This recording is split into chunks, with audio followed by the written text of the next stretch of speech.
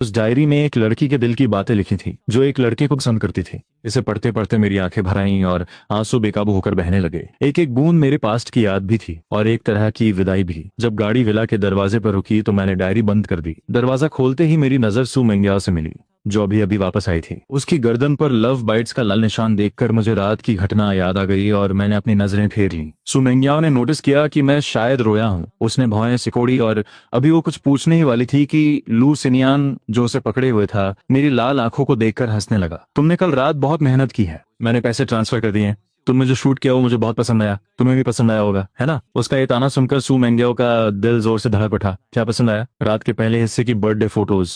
और क्या हो सकता है? रात के दूसरे हिस्से की। उसे इस तरह से बकवास करते देख सू मेंग्याओ का दिल धक से रह गया। उसने तुरंत अपने हाथों से उसका मुंह बंद कर दिया। मैंने उनकी तरफ ध्यान नहीं दिया और मुड़कर घर की तरफ चल दिया। डस्टबिन के पास से गुजरते हुए मैंने डायरी उसी में फेंक दी। वो जवानी के दिन जो प्यार सच्चाई से भरे थे अब पूरी तरह से दफन हो चुके थे। जाने से पहले मैंने लैंडलॉर्ड को मैसेज किया और कहा कि मैं आगे रेंट कंटिन्यू नहीं करूंगा। लैंडलॉर्ड बार बार पूछती रही कि मैं घर क्यों खाली कर रहा हूँ। मैंने कोई भी बहाना बना दिया। लैंडलॉर्ड ने कहा कि वो मुझे कुछ दिनों की छूट दे सकती है और मुझे अगले महीने के बीच तक रहने दे सकती है। मुझे पता था कि सू मेंग्याओ ने ही उसे मुझे कुछ दिन और रोकने के लिए कहा होगा ताकि वो अपनी याददाश्त वापस आने का नाटक कर सके और मुझे वापस घर ले जा सके। मैंने उनके इस प्लान को नहीं तोड़ा और हाँ कह दिया।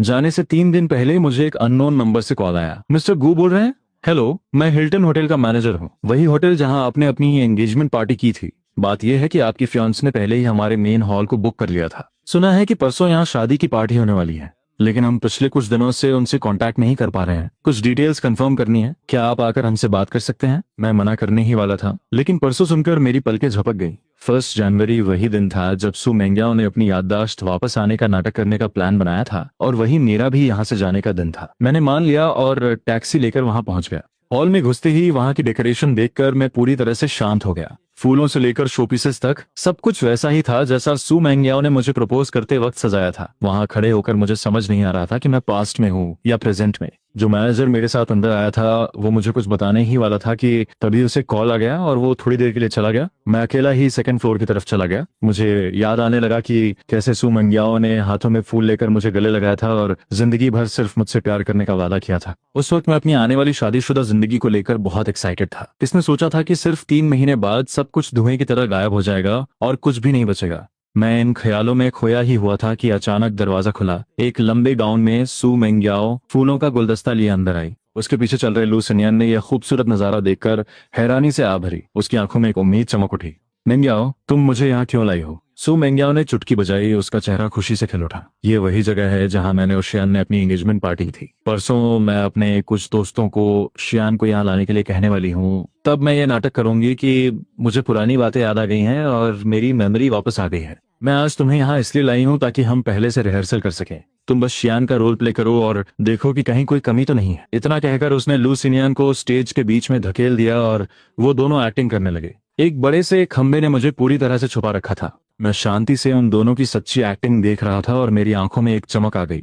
मुझे ये मानना पड़ेगा कि सू मेंग्याओ में एक्टिंग का बहुत टैलेंट है। अगर मुझे इस सब के बारे में कुछ भी पता नहीं होता और मैं 3 दिन बाद यहाँ आता तो शायद मैं सच में उसके धोखे का शिकार हो जाता। शुक्र है कि मेरी किस्मत इतनी भी खराब नहीं थी। नीचे चल रही रिहर्सल अब माफी मांगने वाले स्टेज पर पहुंच चुकी थी। लू सिनियन नीचे झुका और उसने सू मेंग्याओ को किस किया। जो माहौल पहले रोमांटिक था वो अब अजीब होने का था। 2.5 मिनट के बाद लू सिनियन ने सू मेंग्याओ को गले लगाते हुए धीरे से कहा, अगर उसके पास वापस जाने के बाद तुम्हें सेटिस्फैक्शन न मिले तो तुम मुझे कभी भी कांटेक्ट कर सकती हो। ये सुनकर सू मेंग्याओ की आंखों में एक अजीब सी नफरत दिखी और उसने पूरे कॉन्फिडेंस के साथ कहा, अब कोई आगे नहीं होगा। 3 दिन बाद सब कुछ खत्म हो जाएगा। मैं सिर्फ गू शियान की होकर रहूंगी, समझे? मैंने अपनी पलकें झुकाई और अपनी आंखों के ताने को छुपा लिया। मेरे दिल ने उसे जवाब दिया, बहुत अफसोस की बात है सू मेंग्याओ, लेकिन अब मुझे तुम्हारी जरूरत नहीं है। यहाँ से जाने से 2 दिन पहले मुझे मैसेज मिला कि मेरा नाम बदलने का प्रोसीजर पूरा हो गया है। मैं घर से निकला और अपना नया आईडी कार्ड और पासपोर्ट ले आया। जब मैं घर पहुंचा तो शाम हो चुकी थी। सिर उठाते ही मैंने सू मेंग्याओ को दरवाजे पर मेरा इंतजार करते देखा। ऐसा लग रहा था कि वो मेरे वापस आने का ही इंतजार कर रही थी। मुझे देखकर उसकी आंखों में एक अजीब सी चमक आ गई।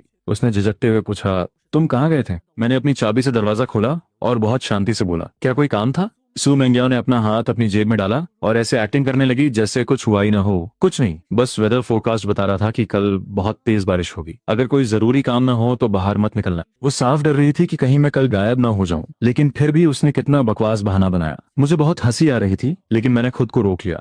मैंने बस हाँ में सिर हिलाया। मुझे पता है, मेरे इस केयर फ्री एक्सप्रेशन को देखकर सू मेंग्याओ को अंदर ही अंदर थोड़ी घबराहट हुई। उसे लग रहा था कि मेरा बिहेवियर आजकल थोड़ा अजीब हो गया है, लेकिन उसे समझ नहीं आ रहा था कि आखिर गड़बड़ क्या है। जाने वाले दिन मैं बहुत जल्दी उठ गया। दोपहर 2 बजे की फ्लाइट को ध्यान में रखते हुए मैंने अपना बचा हुआ सारा सामान फेंक दिया। उस खाली कमरे को देखकर, जिसमें सिर्फ 2 लगेज बैग्स बचे थे, मैंने एक लंबी राहत की सांस ली। सुबह के 11 बजे डोर बेल बजी।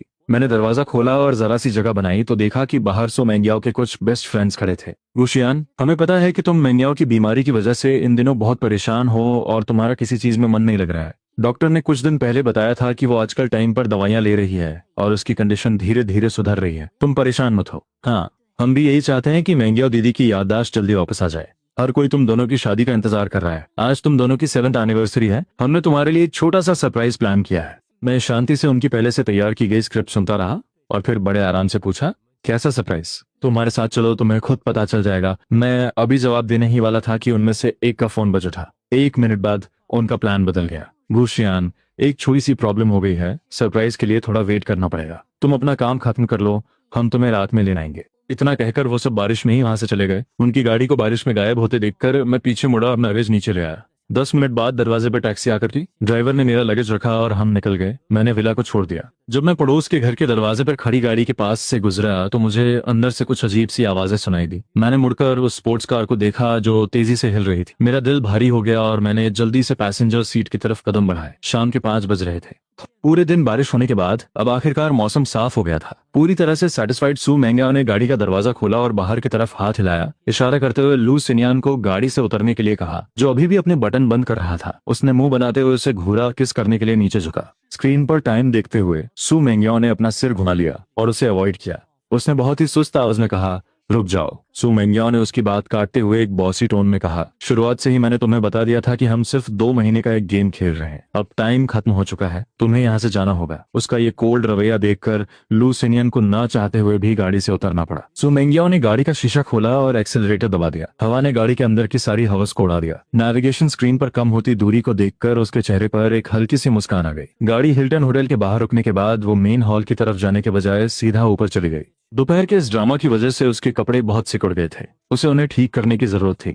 बाथरूम में जाने से पहले उसने अपनी सहेलियों को फोन किया और उन्हें कुछ इंस्ट्रक्शंस दिए। दूसरी तरफ के लोग एक साथ हंसने लगे। मेंग्याओ दीदी, आप चिंता मत करो, सुबह गुशियान ने आने के लिए हाँ कर दी थी। हमसे लेने के लिए रास्ते में ही है। हाँ, आपको तो ये सोचना चाहिए कि आपको बाद में एक्टिंग कैसे करनी है। ये कोई आसान काम नहीं है। तुम लोगों ने 2 महीने से एक्टिंग की है और जरा सी भी गड़बड़ नहीं हुई। तुम किस बात से डर रही हो? गुशियान मेंग्याओ दीदी से बहुत प्यार करता है, वो पक्का शक नहीं करेगा। सू मेंग्याओ उनकी ये फालतू बातें नहीं सुनना चाहती थी। उसने हंसते हुए उन्हें कुछ सुनाया और फोन सोफा पर फेंक दिया। आधे घंटे बाद जब वो अपने बाल पोंछते हुए बाहर आई तो उसने देखा कि उसका फोन लगातार बज रहा है। उसने स्क्रीन ऑन की और 20 से ज्यादा मिस्ड कॉल्स देखकर उसकी धड़कनें तेज हो गईं। अपनी घबराहट को दबाते हुए उसने कॉल रिसीव किया। इतनी बार फोन क्यों कर रही हो? क्या हुआ? मेंग्याओ दीदी, हम 10 मिनट से ज्यादा टाइम से विला का दरवाजा खटखटा रहे हैं। गुशियान बाहर नहीं आया। वो मैसेजेस का रिप्लाई नहीं दे रहा है और उसका फोन भी स्विच ऑफ है। अब हम क्या करें? वो कांटेक्ट में ही नहीं है। सू मेंग्याओ ने अपनी भौहें सिकोड़ी। उसका सारा अच्छा मूड खराब हो गया था। शायद वो सो गया होगा। तुम लोग मेरे घर जाओ, पापा से स्पेयर की लो और अंदर जाकर देखो। सहेलियों ने हाँ में जवाब दिया। सू मेंग्याओ ने अपना सिर दबाया और साफ कपड़े पहनते हुए रात के प्लान के बारे में सोचने लगी। तैयार होने के बाद वो अपना सामान लेकर नीचे गई। होटल मैनेजर ने उसे देखते ही गर्मजोशी से उसका स्वागत किया। मिस सू, कृपया डेकोरेशन देख लीजिए। अगर कुछ पसंद नहीं आया तो हम तुरंत चेंज कर देंगे। सू मेंग्याओ ने एक नजर डाली और संतुष्ट होकर सिर हिलाया। बुरा नहीं है। तारीफ सुनकर मैनेजर की खुशी का ठिकाना नहीं रहा। मिस सू, मुझे खुशी है कि आपको ये पसंद आया। सच कहूं तो इसे बिल्कुल वैसा ही सजाने के लिए आपके फियांस को भी धन्यवाद देना चाहिए। कुछ दिन पहले मैं कुछ चीजों की पोजीशन भूल गया था तो मैंने उन्हें यहाँ बुला लिया था। फियांक, ये शब्द सुनकर सू मेंग्याओ के चेहरे के एक्सप्रेशंस गायब हो गए। उसने घूरते हुए गुस्से से पूछा, तुम्हें किसने उसे कांटेक्ट करने की परमिशन दी? ये उसके लिए एक सरप्राइज था। क्या तुम्हें नहीं पता था? उसे गुस्सा होते देख मैनेजर डर गया और हकलाते हुए बोला, मैं आपसे कांटेक्ट नहीं कर पा रहा था, इसलिए मैंने इमरजेंसी में मिस्टर गू को बुलाया। और आपने ये भी नहीं कहा था कि इसे सीक्रेट रखना है। मुझे लगा कि आप दोनों की एंगेजमेंट हो चुकी है तो 1 महीने से ज्यादा की प्लानिंग पानी में मिल गई। सू मेंग्याओ गुस्से से लाल हो गई। उसने अपनी मुट्ठी जोर से भींच ली और वो गुस्सा करने ही वाली थी कि तभी उसके दोस्त का फोन आ गया। मेंग्याओ मेंग्याओ दीदी, सब गड़बड़ हो गई, बुशियान गायब हो गया है। मैनेजर की बात और इस खबर को एक साथ सुनकर सू मेंग्याओ का दिमाग सुन हो गया। तो जाओ उसे ढूंढो। उसका गुस्सा सुनकर फोन के दूसरी तरफ उसकी दोस्त लगभग रोने ही वाली थी। ऐसा नहीं है कि हम उसे ढूंढ नहीं रहे हैं, विला पूरी तरह से खाली हो चुका है। हमने सीसीटीवी चेक किया,